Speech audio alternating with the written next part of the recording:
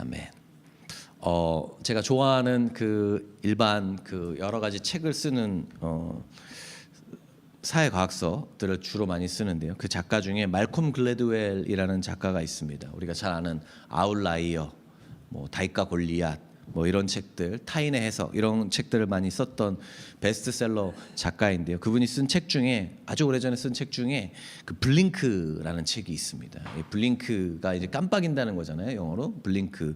근데 이게 이 책이 무슨 내용이냐면 아주 잠깐의 이제 어떤 전문 지식을 갖고 있는 사람은 어떤 깊은 연구나 깊은 그런 게 아니라 본능적인 감각으로 아주 잠깐의 순간으로 캐치하게 되는 게 어떤 면에서 깊게 공부하거나 연구한 것보다 더 깊은 통찰과 해안을 가지는 경우들이 많이 있다는 걸 이제 드러내는 그런 내용입니다. 근데 재미있는 게 그 책에 나오는 내용 중에 하나인데요. 한 심리학자가 있는데 이 심리학자는 한 부부들이 있으면 이 부부들이 15분 동안 대화하는 걸 이렇게 대화하게 만듭니다. 그럼 대화하는 걸 15분 동안 이렇게 지켜본 다음에 그걸 영상으로 찍어서 이렇게 살펴보면 그 15분의 대화를 가지고도 이 부부가 15년 뒤에도 계속 부부일지 아니면 헤어질지 아닌지를 예측 가능하다고 합니다.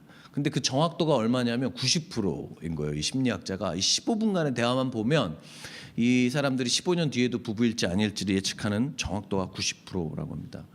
물어보고 싶죠 한번. 네, 하고 15분 영상 찍어서 보여주고 싶죠. 근데 그래서 왜 그런가 그 책에 봤더니 일상생활에서 그 짧은 15분 동안의 대화 안에도 서로의 언어 속에 이 상대방을 향한 여러 가지 감정과 태도와 신뢰의 정도, 내가 그 사람을 생각하는 내 마음들이 담겨져 있고 그게 언어로 드러나기 때문에 그걸 알 수 있다고 이 심리학자가 얘기하는 거예요. 평소의 말투에 보면 상대방을 내가 어떻게 생각하는지, 얼마나 신뢰하고 있는지, 그를 향한 존중이 어떻게 드러나고 있는지가 보인다는 거죠. 그래서 제가 그 책 읽으면서 되게 신기했던, 제가 이거를 이제 미혼 때 읽었었는데 싱글일 때 나도 결혼하면 이분 한번 찾아가서 한번 이거 한번 보여드려야 되나 이런 생각을 했던 적이 저도 있던 것 같습니다. 근데 여러분 재밌는 건 이런 것과 비슷한 상황을 교회에서 목회할 때도 비슷하게 경험하는 게 꽤 많이 있는 것 같습니다. 제가 예전에 제가 부교육자로 사역했던 한 교회 담임 목사님은 어떤 이제 사람을 만나서 신방하게 되거나 또 이렇게 상담을 하게 되면 일부러 그 사람에게 기도를 시키셨어요. 기도하시죠. 또 첫 들어가는 기도를 우리 형제님이 하셨으면 좋겠습니다. 자매님이 하셨으면 좋겠습니다. 이렇게 시키셨어요.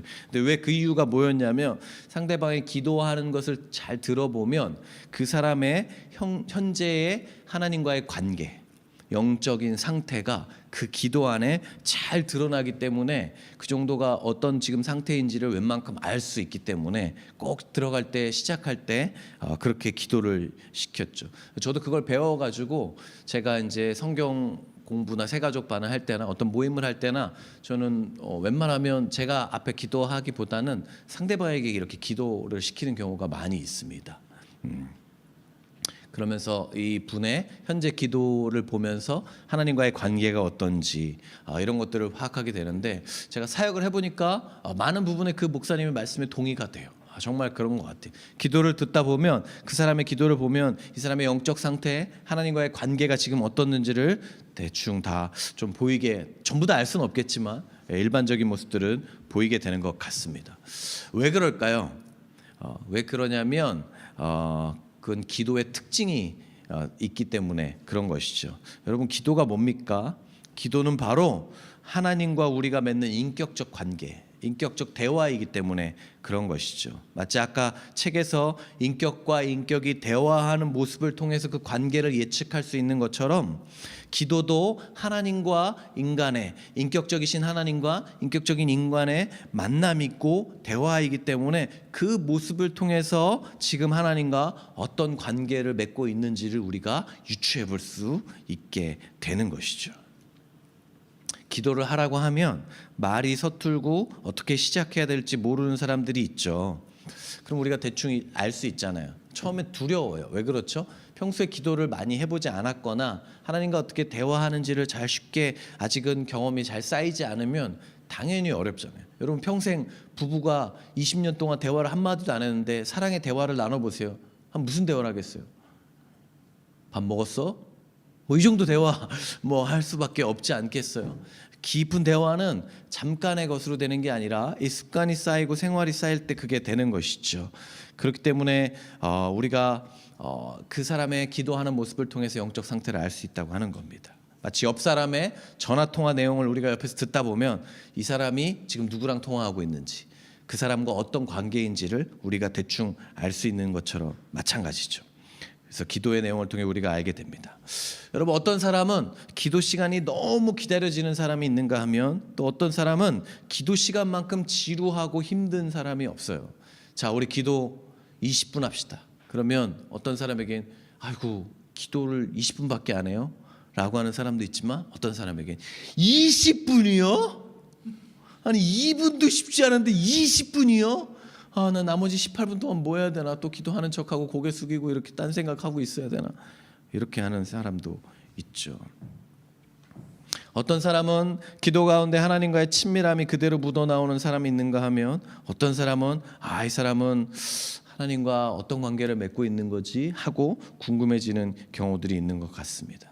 그래서 오늘 말씀을 통해서 기도에 대해서 한 시간 안에 이 모든 걸 다 다룰 수는 없지만, 그래도 우리가 기도에 대한 기본적인 모습들, 기본적인 바른 모습들, 바른 기도의 모습이 어떤 것인지를 우리가 잠깐 좀 살펴보는 시간을 오늘 말씀을 통해서 좀 나누려고 합니다.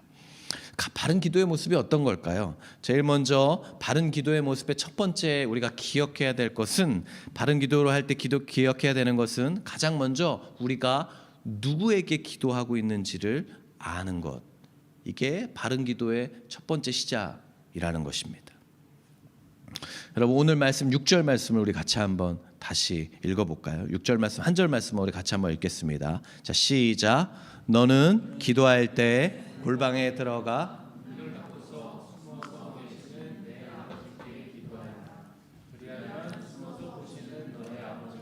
너에게 갚아 주실 것입니다.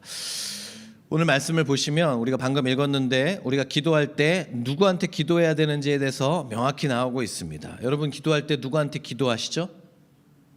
네, 여기 보면 뭐라고 누구에게 기도한다고 써 있죠?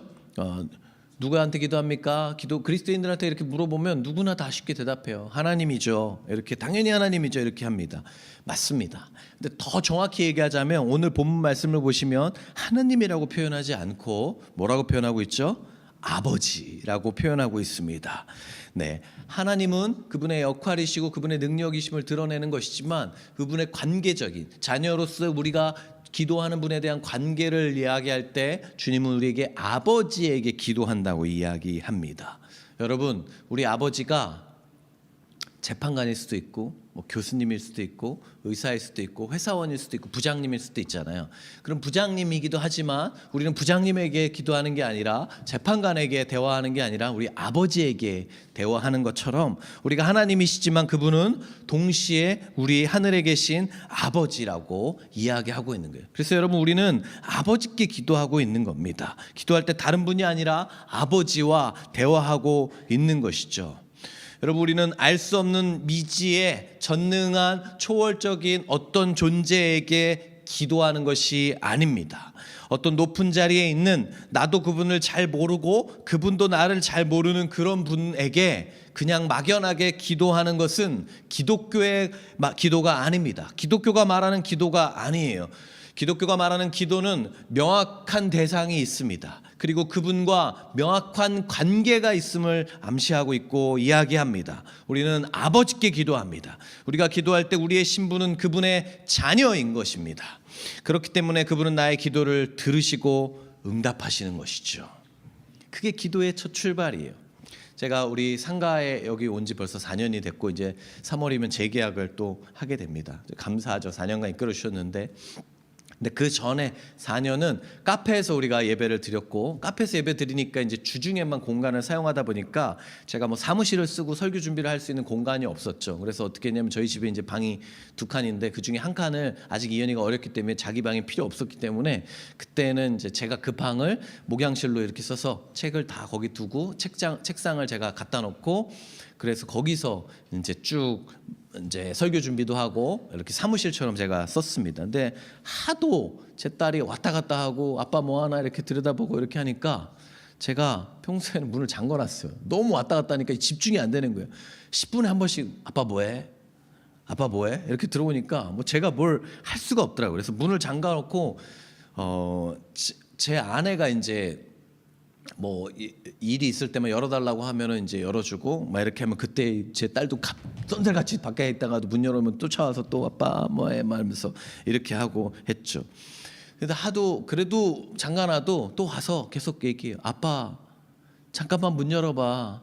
할 말이 있어.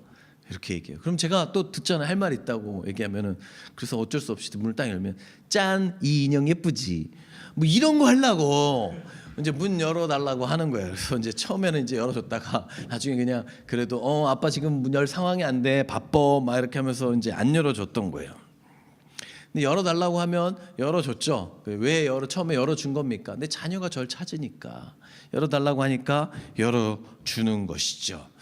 근데 저한테 이제 하도 안 열어주니까 제 딸이 저한테 아빠 할 말이 있어 이렇게 해도 안 열어주는데 제 아내가 열어달라고 하면 열어주니까 이 딸이 저 언제 좀 지나서 요령을 파악했는지 저한테 그러는 거예요. 문 앞에서 제 아내가 여보 문 좀 열어주세요 하니까 열어주니까 와 제 딸이 여보 이러는 거예요. 문 앞에 와가지고 여보 이게 암호인 줄 알았나 봐요. 여보 이러는 거예요. 그래서 제가 그 말이 너무 웃겨가지고 한번 열어줬던 적이 있습니다. 여러분 왜 일어나죠? 여러분 문을 열어달라고 하는 이가 제가 너무 사랑하는 자녀. 사실 암호는 여보가 아니에요. 사실 진짜 암호는 뭡니까? 아빠죠. 아빠랑 얘기하고 싶어. 아빠 얼굴 보고 싶어. 그게 우리 주님께는 가장 강력한 암호이고 가장 강력한 부르짖음인 것이죠. 왜냐하면 우리가 그분의 자녀이기 때문이죠. 사랑하는 여러분, 주님이 우리의 기도를 들으시고 응답하십니다. 왜냐하면 우리가 그분의 자녀이기 때문에 그런 것이에요. 우리는 아버지께 기도하는 겁니다. 그렇기 때문에 여러분 기도할 때 담대하세요. 원하는 것이 있다면 담대하게 요청하세요. 우리가 무언가를 요청하는 기도를 드리는 것은 너무 미숙한 기도가 아닐까 그렇게 생각하지만 전 그렇게 생각하지 않습니다. 여러분 자녀가 부모에게 필요한 것을 요청하는 건 너무 당연한 것이죠. 요청하세요. 물론 그것만 바란다면 그것만 기도할 때 요청하는 것만 찾을 때 주님을 찾고 기도한다면 그건 아직은 좀 더 성장해야 되는 기도의 단계가 있겠지만 그럼에도 불구하고 우리가 기도할 때 무언가를 바라고 요청하는 것이 빠질 수는 없어요. 왜냐하면 우리 아버지이기 때문에 그런 것이죠. 저는 아프면 당연히 기도합니다. 주님 낫게 해주세요. 재정이 필요하면 당연히 기도합니다. 주님 돈이 없어요. 돈 주세요. 이런 어려운 일이 있으면 당연히 기도합니다. 주님 이 문제를 해결해 주세요. 왜냐하면 주님이 우리의 아버지이기 때문에 그렇게 기도하는 것이죠. 제 딸 얘기 나왔으니까 좀 더 말씀드려요. 제 딸도 너무 당연하게 얘기해요.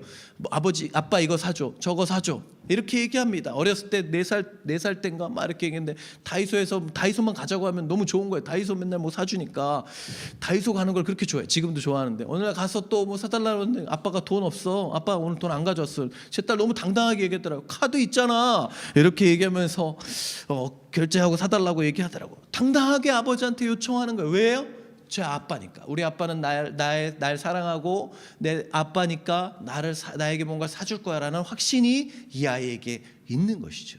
여러분 기도할 때 그렇게 주님께 기도하셨으면 좋겠어요. 우리 아버지예요. 우리가 잘 되길 바라시는 분이시고 우리가 행복하길 바라시는 분이시고 우리가 원하는 것들에 응답하길 원하시는 분이시기 때문에 주님은 우리 가운데 말씀하시고 응답하시는 분이심을 믿습니다. 또한 이렇게 기도한다는 사실은 우리가 기억해야 될 중요한 한 가지를 더 말해주는데 그것은 우리가 기도할 때 인격과 인격의 만남이 된다는 사실이에요. 여러분 우리는 석상에다 대고 기도하는 것이 아닙니다. 초자연적인 대상에 대해 기도하는 것이 아니라 아버지와 기도한다는 것입니다. 대화한다는 것입니다. 그래서 이것은 기도의 두 번째 모습과도 자연스럽게 바른 기도의 두 번째 모습과도 자연스럽게 이어지는데 바른 기도의 두 번째 모습 우리가 기억해야 될 것이 있는데 그것은 뭐냐면 우리가 기도할 때 솔직하게 기도해야 한다는 것이죠. 오늘 말씀 5절과 7절 말씀을 보시면 주님께서 이렇게 기도하지 말아라 라고 표현하는 알려주시는 내용이 있어요. 기도 이렇게 하면 안 된다 라고 하는데 내용이 뭐냐면 5절에 이렇게 나옵니다. 너희는 기도할 때 위선자들처럼 기도하지 말아라. 그들은 사람들에게 보이려고 회당과 큰 길 모퉁이에 서서 기도하기를 좋아한다. 내가 진정으로 너희에게 말한다. 그들은 자기네 상을 이미 다 받았다. 어떻게 기도하지 말라고 하는 거죠? 위선자들처럼 기도하지 말라고 하는 거예요. 이 말씀을 메시지 성경에서는 다른 번역으로 이렇게 번역하고 있는데 뭐라고 하냐면 이렇게 얘기합니다. 너희가 이 부분 방금 위선자들처럼 하지 말아라. 이걸 뭐라고 얘기하냐면 너희가 하나님 앞에 나아갈 때도 연극을 하지 말아라. 위선적인 기도가 뭡니까? 사람들에게 나 기도 멋지게 하는 사람이야. 나 기도 열심히 하는 사람인 것처럼 보이려고 일부러 거창한 말을 쓰거나 일부러 소리를 더 크게 높이거나 일부러 과한 제스처를 취하면서 사람들에게 내가 믿음 있는 사람인 것처럼 내가 마치 하나님과 특별한 관계인 것처럼 드러내는 사람, 그런 연극을 하는 사람, 그런 게 위선자들의 기도의 모습이라고 이야기하는 겁니다. 평소에는 기도도 잘 안 하다가 갑자기 막 엎드려 있다 사람만 오면 갑자기 기도하는 자세를 잡고 이렇게 하고 있다면 여러분 그건 연극하고 있는 것이죠. 또 7절에서 뭐라고 얘기합니까? 7절 말씀 보면 이렇게 얘기합니다. 우리 7절 말씀 한번 같이 읽어볼까요? 시작. 너희는 기도할 때 이방 사람들처럼 빈말을 되풀이하지 말아라. 그들은 말을 많이 하여야만 들어주시는 줄로 생각한다. 네, 여기서 핵심 뭐죠? 빈말을 되풀이하지 말라고 얘기해요. 위선자처럼 기도하지 말고 또 7절에서 뭐라고 얘기하냐면 빈말을 되풀이하지 말라는 거예요. 빈말을 되풀이하지 말라는 게 뭡니까? 이걸 제식으로 표현하면 이렇게 하는 거예요. 주문 외우지 말라는 거예요. 기도가 머릿속에는 아무 다른 생각하고 있으면서 입술로만 기도하는 경우가 가끔 있죠. 여러분 언제 그러세요? 저도 주문을 외울 때가 있어요. 부끄럽지만 언제 그러냐면 특별히 그런 경우가 제일 많은 때가 언제입니까? 전 식기도할 때 그럴 때가 많아요. 주님 이 음식 주셔서 감사합니다. 이 음식 먹고 건강하게 해주시고 우리 모두 다 주님 잘 예배하게 해주세요. 주님 감사합니다. 예수님 이름으로 기도합니다. 머릿속에 딴 생각하면서도 이런 기도 얼마든지 할 수 있어요. 근데 그건 뭡니까? 주문 되는 거죠. 주문. 예. 빈말하는 거예요. 아무 생각 머릿속에는 그 마음의 진정성은 하나도 담겨 있지 않고 그냥 빨리 이걸 해야만 내가 밥을 먹을 수 있으니까 최대한 빨리 속도도 빠르게 이렇게 하는 기도가 되는 경우가 얼마나 많은지 모릅니다. 그럼 빈말을 하게 되는 것이죠. 주문 외우는 거죠. 여러분 마치 판타지 영화를 보시면 마법사가 필요한 능력을 발휘하기 위해서 주문 외우는 것처럼 아브라카다 이거 너무 위험한 주문인가요? 아무튼 뭐 이런 그런 익스페르눔 페트로나인가? 아무튼 뭐 이런 주문을 외우는 거 이런 것들이 다 뭡니까? 그런 주문 외우는 거 뜻도 마음도 담겨지지 않고 그냥 내가 그 능력을 빌어 쓰려고 하는 거 이런 주문을 외우는 것이 기도가 아니라고 이야기하고 있는 것이죠. 그런 식으로 기도하면 안 된다고 얘기하는 겁니다. 위선자로서 위선하고 연극하듯이 기도하지 말고 빈말로써 아무 생각 없이 주문 외우듯이 기도하지 말아라. 이 5절과 7절에서 얘기하는 이 내용이 공통적으로 얘기하는 게 뭡니까? 뭔가 있는 척, 꾸미는 척, 수단으로서 기도하는 것이 아니라 인격과 인격이 만나는 대화를 하라는 거예요. 제 딸이요. 오늘 딸 얘기 많이 해요. 제 딸이 한 번도 저한테 이렇게 말을 걸지 않더라고요. 이 집안의 통치자이신 위엄 있는 위대한 아버지시여 아침 문안을 드리옵니다. 영광을 받으소서. 식사하시옵소서. 그런 거 안 해오던데요. 그런 말 저한테 안 해도 제가 그것 때문에 서운하거나 잘못됐다거나 그렇게 생각하지 않아요. 저 그거 바라지 않아요. 그냥 마음에 대화가 많은 단어 많이 없어도 아빠 사랑해, 아빠 밥 먹자, 아빠 잘 지냈어, 아빠 잘 잤어 라는 말들을 하고 얘기하고 하는 것들 그게 저는 원하는 거거든요. 자기가 하고 싶은 말을 자기가 세상에서 제일 편한 언어로 저한테 얘기해요. 근데 전 그거 다 알아들어요. 멋진 말 안 써도 저 그거 대화 듣고 대화하는데 어려움이 없거든요. 그게 아버지로서 제가 제 딸에게 바라는 내용입니다. 사랑하는 여러분, 주님이 우리에게 원하시는 기도는 멋진 내용이 아니라 줄치고 싶은 아름다운 내용들이 많이 담긴 명문장으로 가득 차 있는 그런 기도가 아닙니다. 주님이 우리에게 원하시는 기도는 말은 좀 어눌해도, 쓰는 단어 많지 않아도, 멋진 단어 좀 없어도 우리의 진심이 가득 담겨 있고 우리의 진정성이 담겨 있는 솔직한 대화, 솔직한 기도를 저는 주님이 더 좋아하신다고 믿어요. 그것을 잘 보여주는 게 어디입니까? 시편이죠. 여러분, 시편은 노래로 만들어진 찬양인데 곡은 다 사라지고 가사만 남아있는 것이 시편입니다. 근데 그 안에 보시면 기도문들도 많이 나와 있죠. 그 시편에 보시면 많은 기도들이 나와 있는데, 시편 읽어보신 분들은 아시겠지만, 좀 주의 깊게 읽어보시면 아시겠지만, 도대체 이게 왜 성경에 들어와 있지? 라고 싶은 내용들도 가득 차 있습니다. 말도 안 되는 내용들, 깜짝깜짝 놀라요. 와, 이렇게 기도해도 괜찮나? 그런 싶은 내용들이 가득 나와 있어요. 예를 들어 볼까요? 시편 35편 17절 보시면 이렇게 써 있습니다. 뭐라고 써 있습니까? 주님한테 따져요. 주님, 언제까지 보고만 계시렵니까? 내 목숨을 저 살인자들에게 건져 주십시오. 살인자들에게서 건져 주십시오. 하나밖에 없는 이 생명을 저 사자들에게서 지켜 주십시오. 주님한테 따지는 거죠. 주님, 왜 보고만 계세요? 막 얘기합니다. 시편 81편, 83편 같은 경우에는 더 당당합니다. 사람들이 주님 없다고 해요. 사람들이 주님을 무시합니다. 이런 내용들도 시편에 가득 담겨 있습니다. 어떤 시편에서는 하나님이 자신의 원수를 심판해 달라고 간절히 요청합니다. 용서하라는 게 기독교의 메시지 아닙니까? 근데 다윗은 너무 당당하게 주님, 저 원수들을 다 짓밟아 주십시오. 이런 내용들을 하나님께 올리는 내용들이 있습니다. 이런 적나라한 내용들이 시편에 다 그대로 있는데, 놀라운 것은 그게 수천 년이 지난 지금에도 성경으로 실려서 우리에게 전달되는 거예요. 왜 그럴까요? 이게 옳은 내용이 아니라면, 이게 바른 기도의 모습이 아니라면 시편은 벌써 성경에서 제외했겠죠. 그런데 지금까지 전달되어 오는 내용이, 시편을 성경으로 포함시켜서 지금까지 전달되어 오는 이유가 무엇입니까? 그것은 주님이 이 기도를 듣고 싶으시다는 거예요. 때로는 내 마음의 감정이 그대로 드러나서, 주님, 저희 회사에 있는 저 김대리 정말 죽여버리고 싶어요. 너무 열받게 해요. 쟤 때문에 제가 회사 다니기가 너무 싫어요. 때려치고 싶어요 하는 마음들이 그대로 담아 기도한다 할지라도, 그 주님이 그 마음을 받으신다는 거예요. 그 기도를 기뻐 받으신다는 거예요. 주님, 제가 얘 때문에 너무 힘들어요. 주님, 제가 잠이 안 와요. 주님, 제 아내 때문에 제가 여기까지만. 아무튼 이런 여러 가지 내용들이 솔직하게 담겨 있다 할지라도 주님이 그 솔직한 마음을 받으신다는 거예요. 오히려 내 마음은 죽을 것 같은데 기도할 때는, 주님, 저 행복해요. 다 괜찮은데요. 아무 일 없어요, 주님. 저는 그냥 신경 쓰지 마세요. 다른 애들이나 신경 쓰세요. 주님, 저는 아무 문제 없어요. 라고 하는 기도, 주님 별로 좋아하지 않으세요. 주님, 우리의 솔직한 기도를 듣고 싶어요. 여러분, 저도 마찬가지예요. 저는 목사죠. 목회한 지 20년이 했지만 저는 지금도 기도할 때 체면 차리고 기도하지 않습니다. 눈물이 나면 그냥 울어요. 저는 주님 앞에 울 때가 많습니다. 다른 때보다.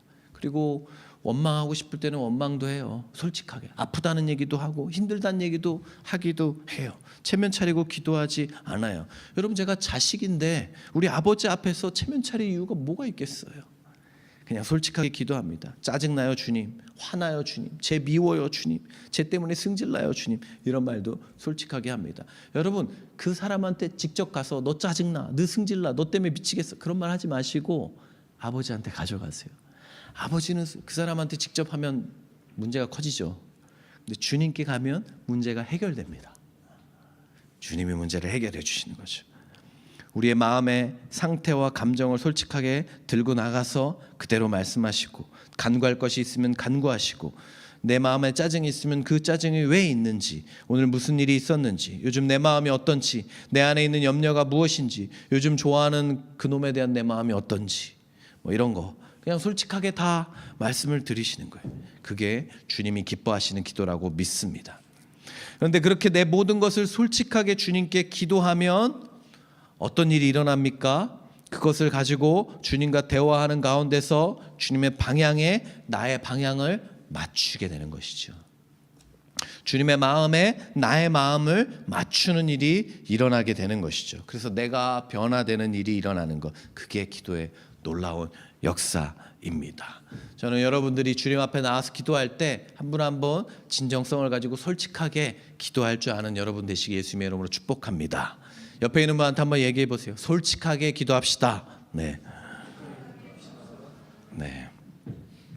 사랑하는 여러분, 우리가 인생을 살면서 내 마음을 알아주고 모든 것을 그대로 솔직하게 이야기할 수 있는 그런 한 명의 친구를 얼마나 우리가 간절히 바랍니까? 내 인생에 내 마음에 있는 그대로를 다 털어놔도 괜찮은 친구가 있으면 좋겠다. 그게 우리의 인생에 얼마나 고대하는 일입니까? 그런 친구가 바로 우리 옆에 계시다는 거예요. 그분이 예수님이시라는 거죠. 예수님께 그렇게 기도하는 저와 여러분 되시기에 예수님의 이름으로 축복합니다. 마지막 세 번째로 우리가 갖기 원하는 바른 기도의 모습이 있다면 그것은 바로 습관의 기도인 거예요. 습관이 있는 기도, 습관의 기도인 것이죠.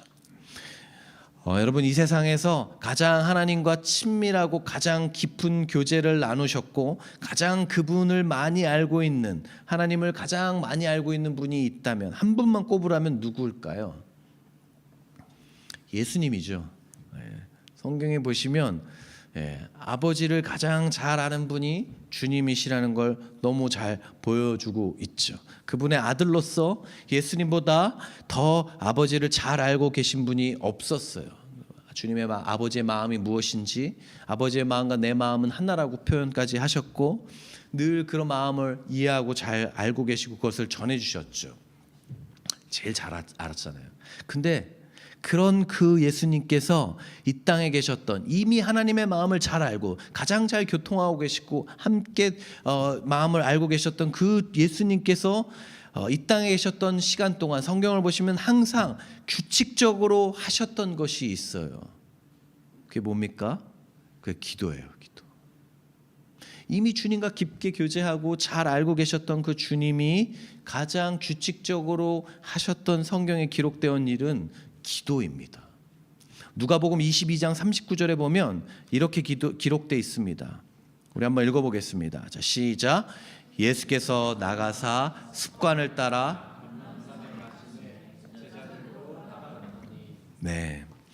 예수께서 나가사 뭘 따라서요? 습관을 따라 감람산에 가셨대요. 여러분, 감람산 가서 뭐 하셨게요? 등산하러 가셨나요? 김밥 드시고 컵라면 드시려고 가신 건가요? 아니죠. 이때 감람산에 가서 하신 게 뭡니까? 기도예요. 예수님이 늘 산을 찾으신 이유는 뭡니까? 기도하러 가신 거예요. 옛날 우리 믿음의 선배들은 뭐 했습니까? 기도원가 산 기도 가면 뭐 했습니까? 소나무 하나 붙잡고, 야, 우리 소나무 하나 뿌리 뽑고 오자. 그때까지 붙잡고 기도하면서 열심히 기도하면서 소나무 하나 뽑을 때까지 기도하는 마음으로 이렇게 해서 기도하러 갈 때 소나무 뿌리 뽑자 뭐 이런 얘기도 많이 했었는데, 뭐 주님이 소나무 뽑으셨는지 모르겠지만, 중동에 소나무가 있었는지 모르겠지만 늘 산에 가셔서 그렇게 기도하셨던 거예요. 규칙적으로. 예수님이 그런 모습을 보여주셨다는 거예요. 습관을 따라서. 주님, 예수님을 따르는 우리로서 해야 될 일이 뭡니까? 우리의 인생에 기도의 습관을 가지는 것이죠. 여러분, 예수님만 그렇게 한 것이 아닙니다. 구약의 다니엘서를 보시면 우리가 좋아하고 따르고자 하는, 우리가 잘 알고 있는 믿음의 선배인 다니엘의 모습이 나옵니다. 6장 10절 말씀을 보시면 이렇게 써 있습니다. 다니엘은 왕이 금령문서에 도장을 찍은 것을 알고도, 무슨 도장입니까? 금령문서의 도장이 뭡니까?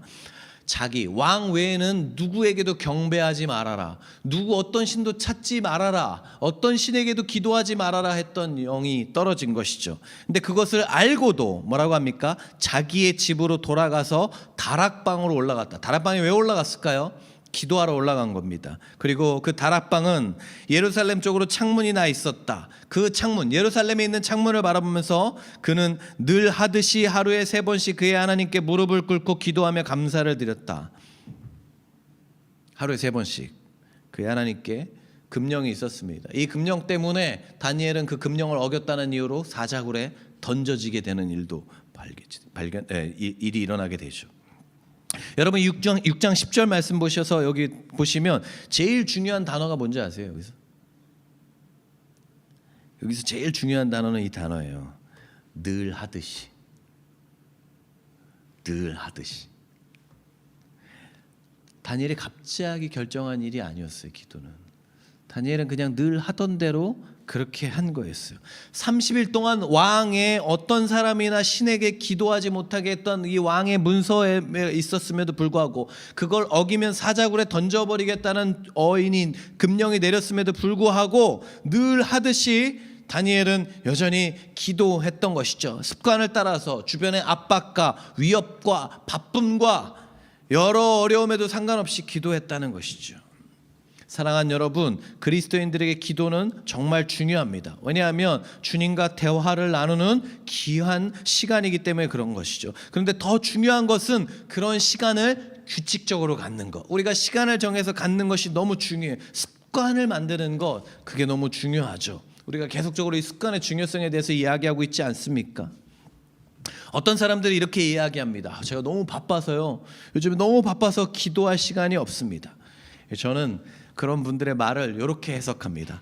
운전하느냐고 너무 바빠서 기름 넣을 시간이 없네요.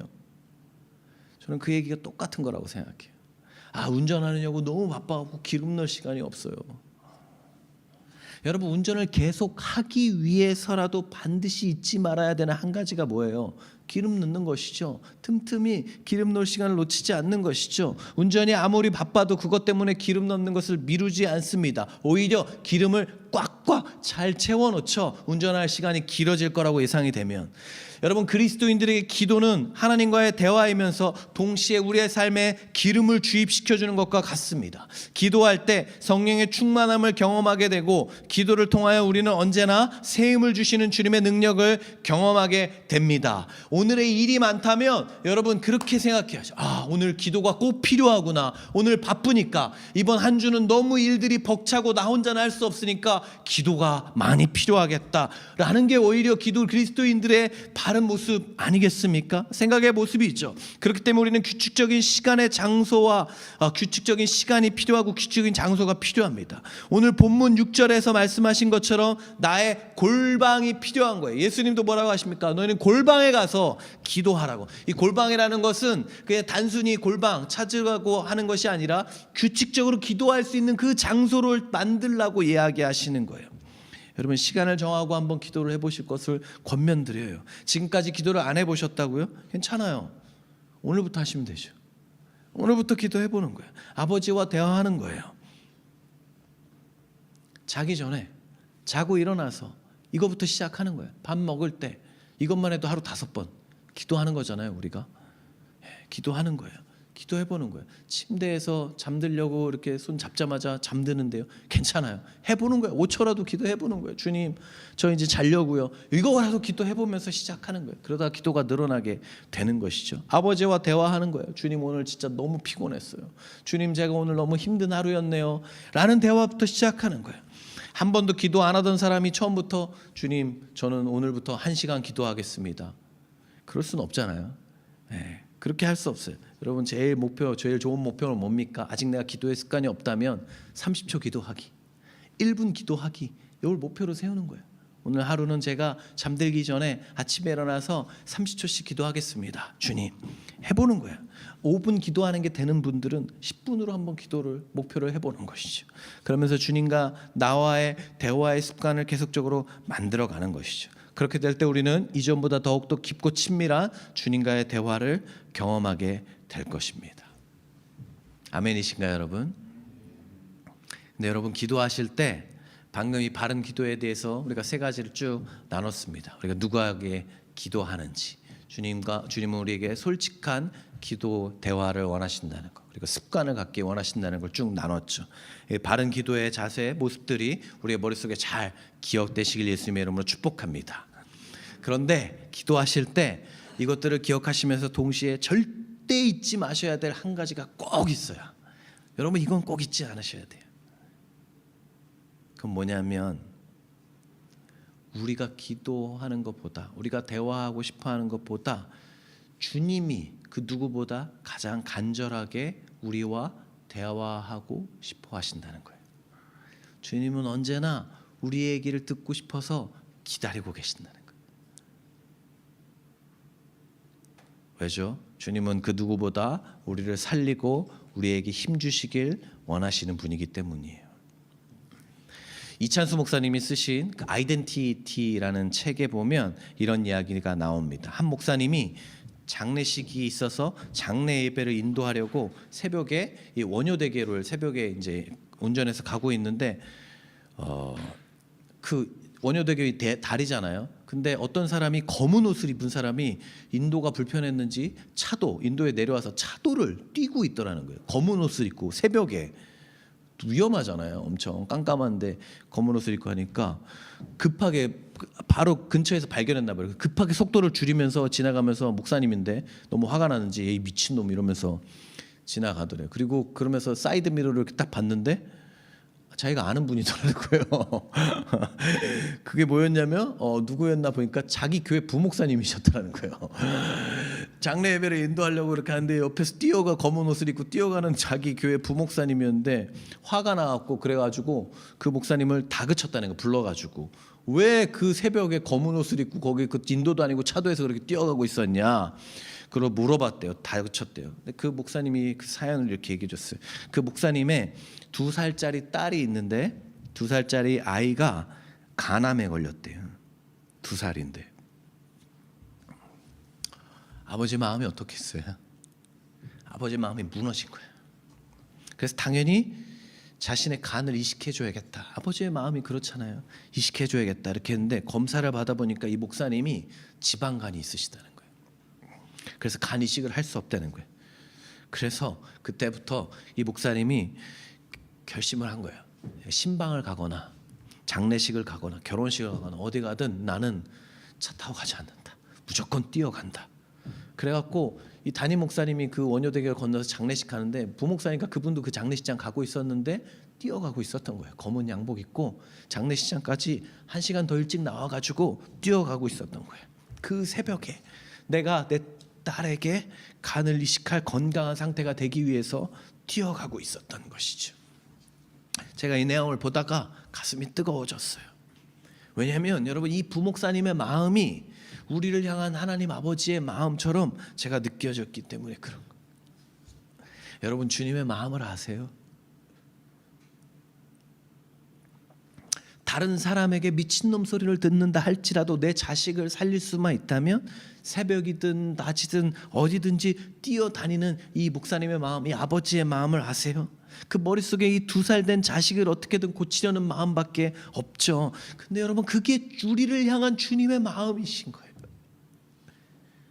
죽어가는 우리를 살리기 위해서는, 죽어가는 내 자녀를 살리기 위해서는 하나밖에 없는 내 아들, 독생자 아들을 십자가에 내가 내어줄게. 너희들을 살릴 수만 있다면 내가 줄게 하셨던 그 주님의 마음인 것이죠. 여러분 예수님이 십자가를 지셨다는 말은 우리 상식에 맞지 않는 이야기입니다. 그래서 사람들은 믿지 않습니다. 무슨 신이 십자가를 지고 죽는 게 말이 되냐? 라고 말할 수 있어요. 그래요. 상식적으로 보면 말이 안 되죠. 그런데 그럼에도 불구하고 주님은 그렇게 하셨어요. 왜요? 우리 때문에. 우리와 관계를 맺고 싶으셔서, 우리와 더욱더 친밀한 교제를 하고 싶으셔서, 우리와 더 깊게, 더 깊고 많은 대화를 나누고 싶으셔서. 여러분 그 아버지가 우리가 기도하는 분이에요. 우리의 기도를 들으시는 분이죠. 그분은 다른 것을 원하지 않으세요. 그냥 우리가 솔직하게 나오길 원하세요. 주님 저 너무 힘들어요. 괜찮아요. 주님 저 너무 아파요. 괜찮아요. 나오세요. 이야기하세요. 규칙적으로 그분과 대화하길 원하십니다. 저는 오늘 이 설교가 여러분을 향한 주님의 간절한 외침으로 들렸으면 좋겠어요. 사랑하는 아들아, 사랑하는 딸아, 나 너랑 더 많이 대화하고 싶어. 나 너와 더 친해지고 싶어. 나랑 대화하자. 내가 너 살려줄게. 나와 더 깊은 관계를 맺자. 그렇게 말씀하시는 주님의 음성을 듣는 오늘 이 시간이 되었으면 좋겠습니다. 그래서 1분이라도 30초라도 한번 주님 앞에 나와서 관계 맺고, 주님 저 보고 싶으셨죠? 저 목소리 듣고 싶으셨죠? 주님 대화하려고 나왔어요 라고 고백하며 주님과 더욱더 친해지는 2026년 되기를, 그런 한 해 되시기를 예수님의 이름으로 축복합니다.